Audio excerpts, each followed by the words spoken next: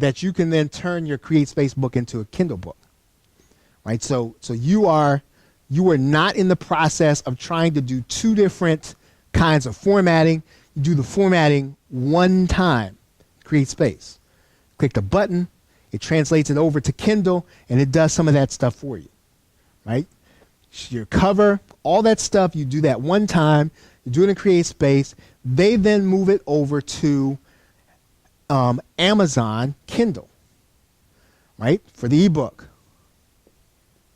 And that's why you want to start with CreateSpace. Now, when you're in CreateSpace, you can, right, and one of the reasons why I suggest CreateSpace, let's say that for whatever reason, right, you want to skip Kindle, right, you can then go straight to ACX.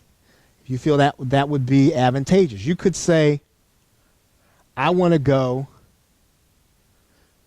straight to ACX. What ACX requires is that you have this book at least on CreateSpace.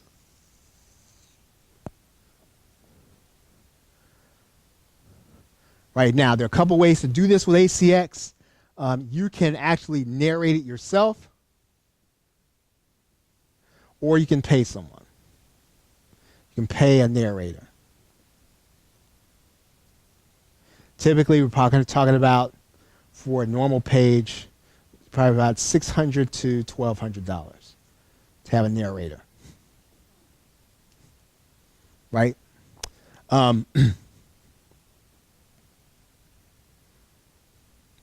And then, of course,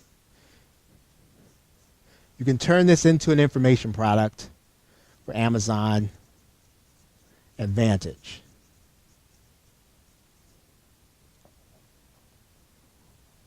But that is the sequence that you want to do it in. Now the question is, then who am I selling to? And again, you're selling to the people on your platform, and it does come back down to, whatever my platform is. So I've got my blog, I've got my podcast, I've got my video or live stream. Whatever it is, it doesn't matter which one. I'm doing my goal in all of these. At the end of every episode, at the end of everything I do, I'm going to say, go to this site with this page and put in your name and email address to get all my notifications. That's the holy grail. That's the goal. We are trying to get these people who, even if they're listening on a regular basis, even if they're subscribed on iTunes, they're subscribed to my video channel, they're reading my blog on a regular basis, I want them to opt into my email marketing list, and that is what I'm going to talk to them about every time I get the chance. At the end of my blog, the end of my blog post, I'm going to say something like, to get my report on whatever it is, I need you to go and get this special report by going to this page, writing in your name and email address, and then you get what I have. Right? So we're talking to them about this, right? Consistently. We are always talking to them about joining our email marketing list. Why? Because when we are getting ready to release our book, all the way up to the time of it, right? When we get the idea for a book, these are going to be the people that we start talking to them about. We start telling them, hey, you know what? I've got something coming on April 29th. And we keep telling them about it. And when you have an email marketing list, this is really and truly, right? It's really and truly what a launch is. Like, so a launch without an email list is kind of difficult. A launch with an email list is a launch because you are launching it to these people, right? The launch is for these people, the people who are in contact with us consistently for the book, for the video course, for whatever it is that we are offering. And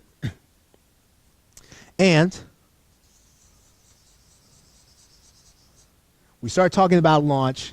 Um, and talking to these people, what we're trying to do is, once again, is build relationships.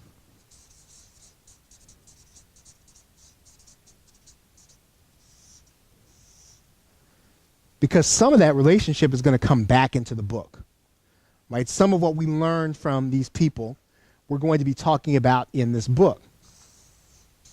We're going to be talking about things that we are learning. And some of what marketing has been doing now with books, right? And some authors, there's a gentleman, his name is Tim Ferriss. Tim Ferriss. And so one of the things he includes in his books is, well, you know what? I didn't have a chance to put everything in my book that was relevant, right? So in other words, some of the stuff I didn't put in my book because it was just extra.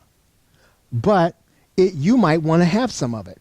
So he says, hey, I'm going to give you all the feedback I got about this, all my notes.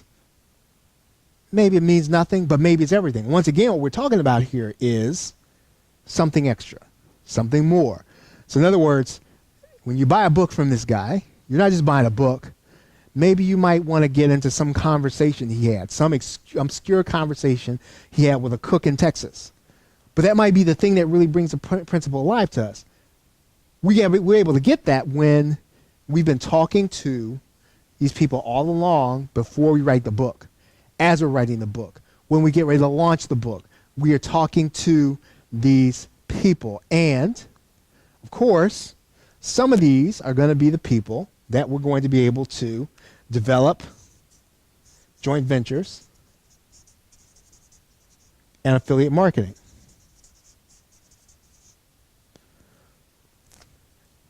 Even in book marketing, right? Even in book marketing, it comes back down to those 10 principles. I only cover 4, but it's still, even marketing a book, it's still those 4 things. It's still that book. The book has to have a USP. So in other words, if it's a book on Facebook marketing, well, that's fine, but I can get a big book on Facebook marketing. That's not going to make me urgent for me to go get yours. What will make it is that if there's something that I'm doing on Facebook marketing that's not in anybody else's book, because then even if I have 13 books on Facebook marketing, well, that one has this one thing that these other ones do not. I got to buy this one too. It doesn't matter who wrote it. I got to get them because they've got something. USP. Inside of the book, all right, what do they get? They get opportunities to do what? Come to our site. They get opportunities to come to free workshops. They get extra stuff, the way Tim Ferriss is talking about. They get notes. They get everything that we did. Maybe they have no idea, but it's extra. It's wanted. It's something else they can't get. We're upselling them, right? We're giving them more stuff.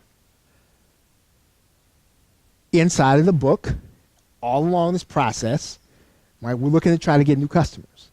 So in the book, at the end of certain chapters, at the end of certain places, we're going to give them a reason to go to our website and opt in for a report. You're talking about a concept in the book. Hey, you know what? There is a specific report. There's a checklist that'll show you this. Go to my website and get it right now. And you're saying these things in the book. Now, you don't want your book to be a sales pitch, but there are going to be certain points in time in the book that's going to say, hey, go to this page and get this, and it's going to make sense to them, right? The third thing. The fourth thing, of course, is joint ventures. Who benefits by telling their followers about my book? Who benefits by promoting my book, developing partnerships? Is there another author, right, that markets to my same book? Can I appear on their blog? Can I appear on their podcast? Is there a way for me to give them some kind of affiliate commission in order to appear on their site? We're doing joint ventures. So again, those things that we're talking about, the ways of marketing, they are foundational, they are fundamental, and they happen inside of, anything that we do to market, we can then take those 4 principles and apply it. So book marketing, we just apply it to this. right? Yes, this is different, internet marketing, right? Blogs and podcasts and developing a platform. But in terms of marketing the platform, it still comes back down to the four things. What is it that we can do? This workshop, right? Why is it weekly? Well, it's going to be weekly because it's the only one, right? It's going to be the only small business weekly workshop in Harrisburg. That's USP. Doesn't mean so when I talk about it, right? One of the ways for me to market the workshop is to say, this is the only weekly workshop that talks about small business marketing every week. Eventually, some people will be attracted to it just based on the fact that it's a weekly thing. So we take book marketing and we apply those things to it. Now, so there's Amazon, there's the marketing, and then the last portion, and I think I can get through, in 6 minutes, is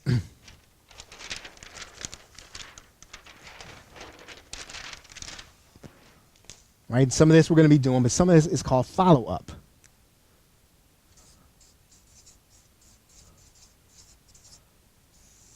So how do I follow up my book that people buy? When people start buying the first one, I start with the next one and I start the cycle again. I start talking to the people on my blog. I start talking to the people on my podcast, whatever it is. And while I'm growing that, I'm talking to them about the next concept. And what I'm doing on Amazon, right, is I am developing, if I'm a good marketer, I'm going to develop a series. It could be 3, it can be 4, it can be 5, it can be fiction, it can be nonfiction, doesn't matter. Because we're Americans, we like to collect things. And the best way to market this is to have these others, because some people are going to find this one. And what they're going to do is, we've all done it, they're going to go back and buy all of these. And so we want to keep things, if we can, inside of a series. And Amazon makes that easy for us because we can reach them in these 4 different ways, right? Kindle, obviously, is the easiest. But we can also use audiobooks, video courses, and create space. Now, there is a how-to in terms of to do this. And so when I do this the next time, typically what I'll do is I'll do a walkthrough of the technical part, because that's really what throws people, right? So there's a technical workshop that I do that's on this, and so maybe I'll do that either another time, or what I'll do is I'll do this in a smaller conference room, and then people who want to do the intensive, I'll make that available. So that's it. Any questions?